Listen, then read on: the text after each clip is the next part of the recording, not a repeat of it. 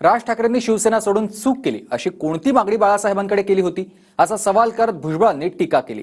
तरुण मनसेचे प्रकाश महाजन आणि संदीप देशपांडे भुजबळांवर तुटून पडले. पाहूयात. तुमचं काय, तुमचे मतभेद कशावर झाले?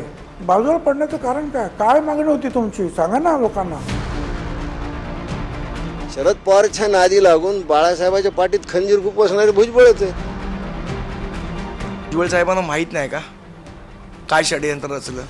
भुजबळ साहेब स्वतः त्या षडयंत्राचा एक व्यापक भाग होते. अशी कोणती मागणी होती की राज ठाकरेंनी बाळासाहेब ठाकरेंना सोडलं? राज ठाकरेंनी शिवसेना सोडून चूक केली अशी टीका भुजबळांनी TV9च्या मुलाखतीमधून केली आणि जुन्या जखमांवरची खपली काढण्याचा प्रयत्न केला. भुजबळ थेट मनसे अध्यक्षांवर बोलल्यामुळे प्रकाश महाजन आणि संदीप देशपांडे भुजबळांवर तुटून पडली. रक्ताचं तुमचं नातं आहे. आमचे तर मतभेद झाले मंडल आयोगावरून किंवा कशावरून. तुमचं काय, तुमचे मतभेद कशावर झाले? का झाले तुमचे मतभेद? आणि ते मतभेद झाले तरी तुम्ही हे लक्षात घ्यायचं होतं की शिवसेना ही बाळासाहेब ठाकरेंचीच आहे. त्यावेळेला सुद्धा असं दुसरं काही नव्हतंच ना. मग तुम्ही बाजूला पडण्याचं कारण काय? काय मागणी होती तुमची? सांगा ना लोकांना. राज ठाकरेंनी मनसे काढून चूक केली असं तुम्ही म्हणताय? मनसे काढून शिवसेना सोडून, आणि मग त्याच्यानंतर त्यांनी साहजिकच मग एकमेकावर टीका टिप्पणी झाली ना.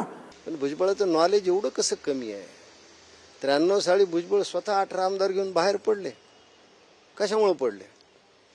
ते म्हणतात मंडल आयोगामुळे बाहेर पडले. हे सगळं खोटं आहे. मनोहर जोशीला विरोधी पक्ष नेता केलं या रागापोटी ते बाहेर पडले.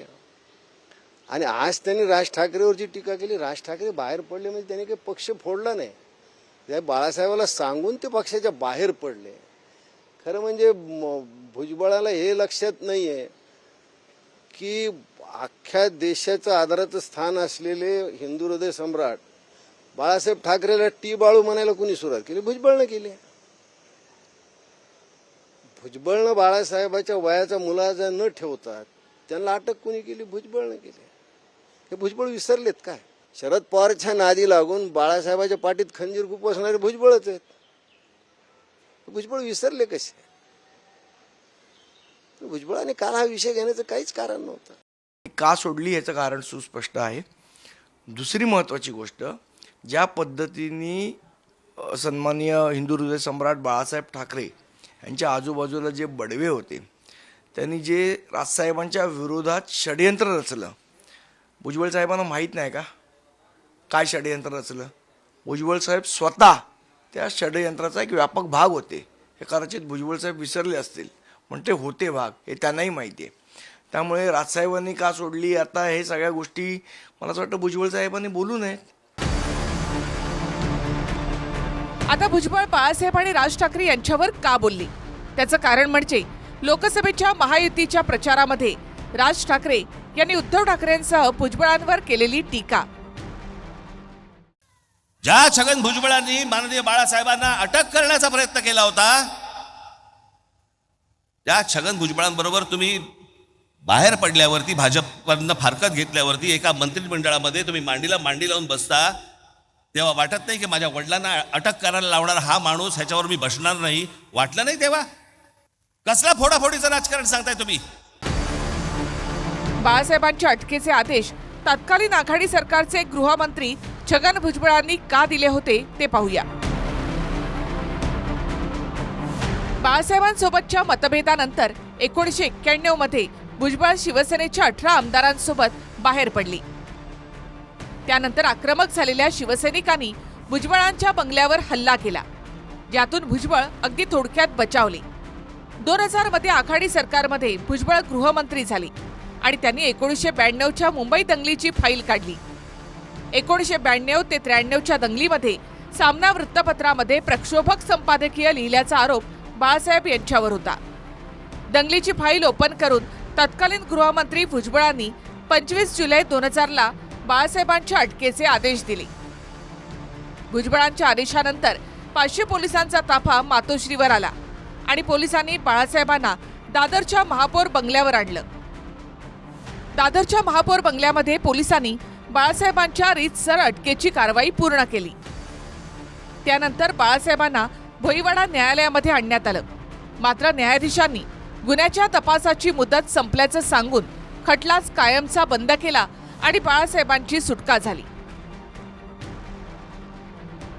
आता राजकीय टीका टिप्पणीतून 24 वर्षांनंतर पुन्हा शिवसेना प्रमुखांच्या अटकेचा वाद वर आलाय.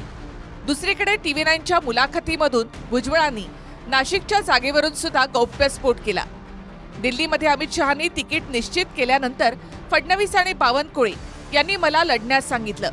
मात्र तरीही तिकीट जाहीर झालं नाही असं सांगतानाच भुजबळांनी मुख्यमंत्री शिंदे आणि अजित पवार यांच्यावर अप्रत्यक्षपणे नाराजी व्यक्त केली. त्यावरून दादांचे मंत्री मुश्रीफांनी नाशिकची जागा शिंदे गटाची असल्यामुळे त्यांनी सोडली नाही असं सांगून मुख्यमंत्र्यांकडेच बोट दाखवलं.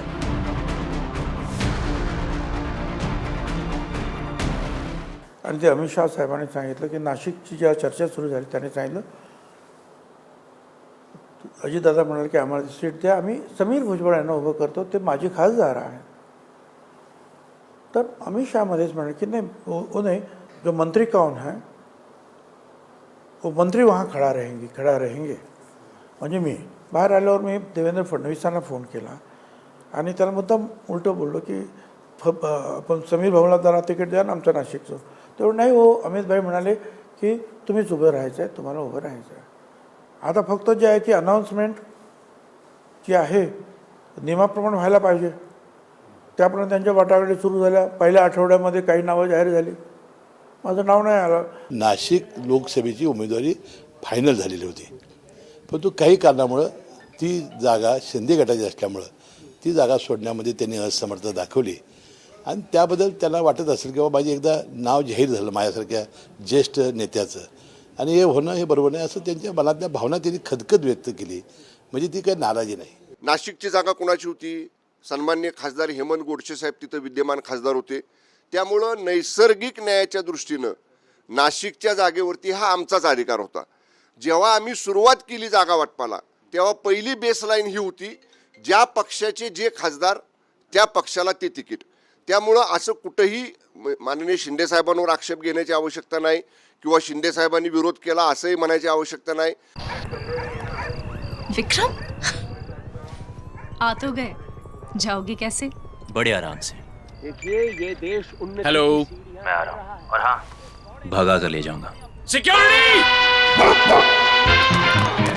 भैया भाग गई, पकड़ो उनको. हेलो, बोला था ना भगा कर ले जाऊंगा. विक्रम, एक हिंट तो देते. हिंट. बड़े आराम से. आधी नाशिक लोकसभा आणि त्यानंतर राज्यसभेच्या जागेवर देखील सुनेत्रा पवारांनाच अजित पवारांनी संधी दिली. तिथे सुद्धा पत्ता कट झाल्यामुळे भुजबळ जाहीरपणे ह्युमिलेट अर्थात अपमान झाल्याचं सांगतायत. Bureau report, TV9 Marathi. Vikram आ तो गए, जाओगे कैसे? बड़े आराम से. देखिए ये देश हेलो, मैं आ रहा हूँ और हाँ भगा कर ले जाऊंगा. सिक्योरिटी! भैया भाग गई, पकड़ो उनको. हेलो, बोला था ना भगा कर ले जाऊंगा. विक्रम, एक हिंट तो देते. हिंट. बड़े आराम से.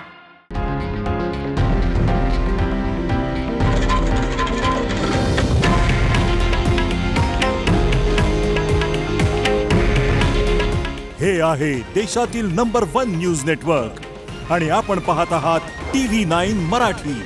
काळजी तुमची, हित महाराष्ट्राचं.